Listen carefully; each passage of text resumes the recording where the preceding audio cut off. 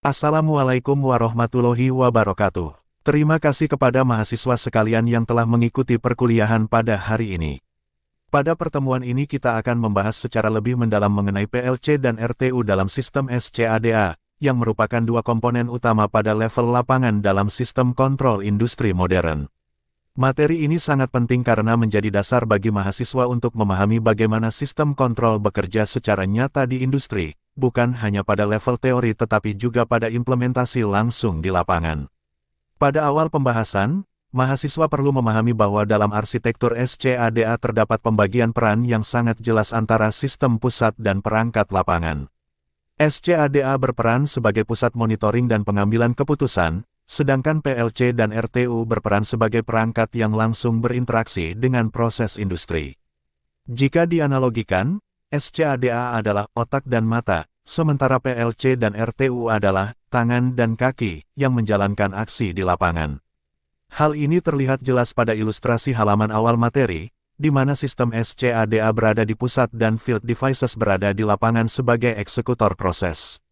Selanjutnya, untuk mempermudah pemahaman, mahasiswa dapat memperhatikan contoh sistem pompa air yang ditampilkan dalam materi.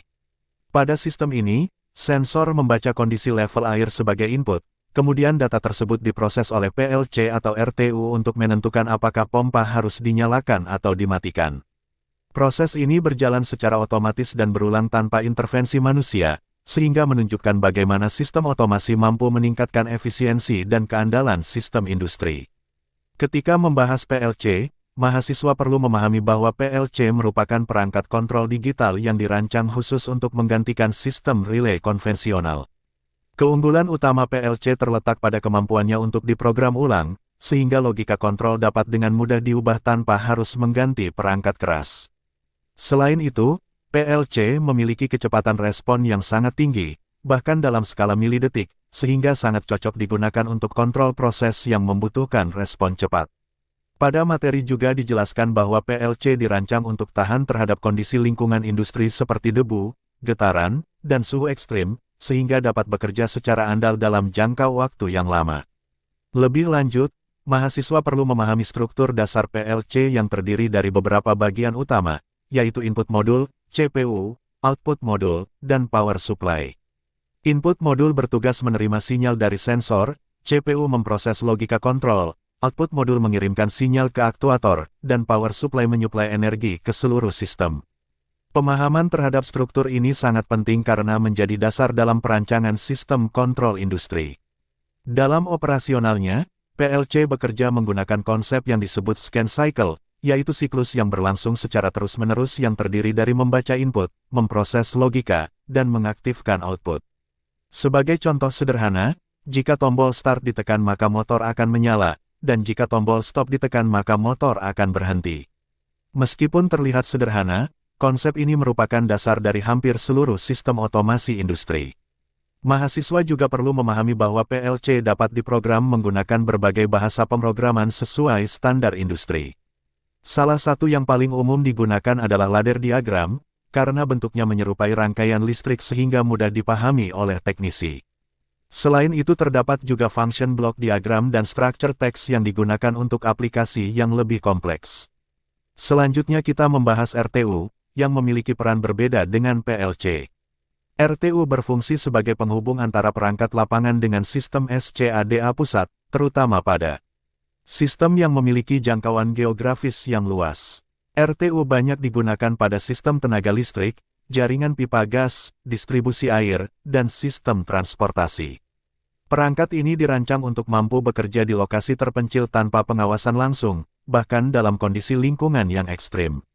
Mahasiswa perlu memahami bahwa RTU memiliki karakteristik khusus, seperti konsumsi daya yang rendah, kemampuan komunikasi jarak jauh, serta ketahanan terhadap kondisi lingkungan yang berat. RTU dapat menggunakan berbagai media komunikasi seperti radio, GSM, atau bahkan satelit untuk mengirim data ke pusat kontrol. Hal ini membuat RTU sangat cocok digunakan pada sistem yang tersebar secara geografis. Perbedaan antara PLC dan RTU menjadi bagian penting yang harus dipahami. PLC lebih fokus pada kontrol proses dengan respon cepat dan biasanya digunakan di dalam pabrik, sedangkan RTU lebih fokus pada akuisisi data dan komunikasi jarak jauh.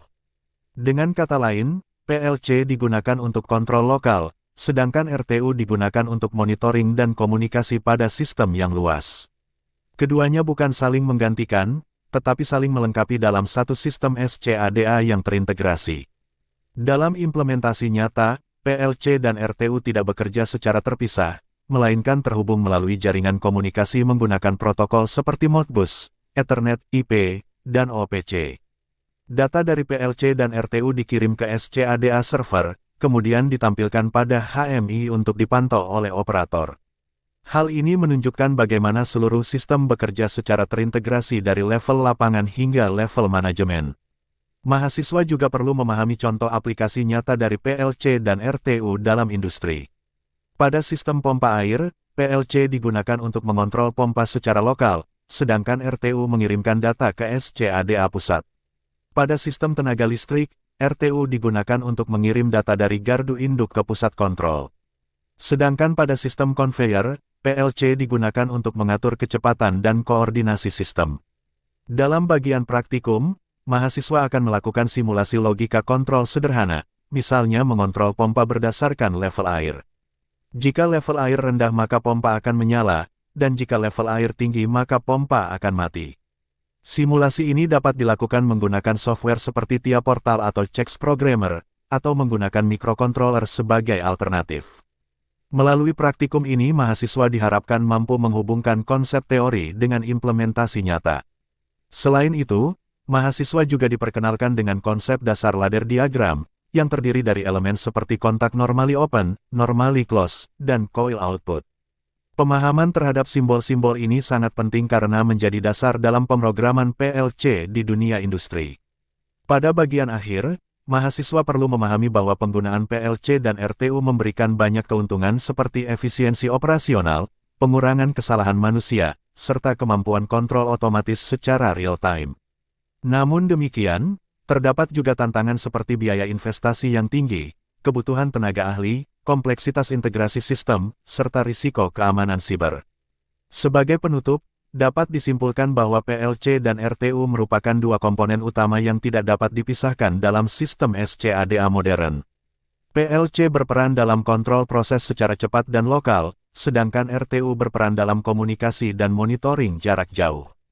Keduanya bekerja secara bersama-sama untuk membentuk sistem kontrol industri yang handal, efisien, dan terintegrasi. Pemahaman yang baik terhadap kedua perangkat ini akan menjadi bekal penting bagi mahasiswa dalam menghadapi dunia industri, khususnya di bidang otomasi dan sistem kendali. Terima kasih atas perhatian mahasiswa sekalian. Semoga materi yang disampaikan pada pertemuan ini dapat memberikan pemahaman yang lebih mendalam dan aplikatif dalam bidang sistem kontrol industri. Mohon maaf apabila terdapat kekurangan dalam penyampaian. Wassalamualaikum warahmatullahi wabarakatuh.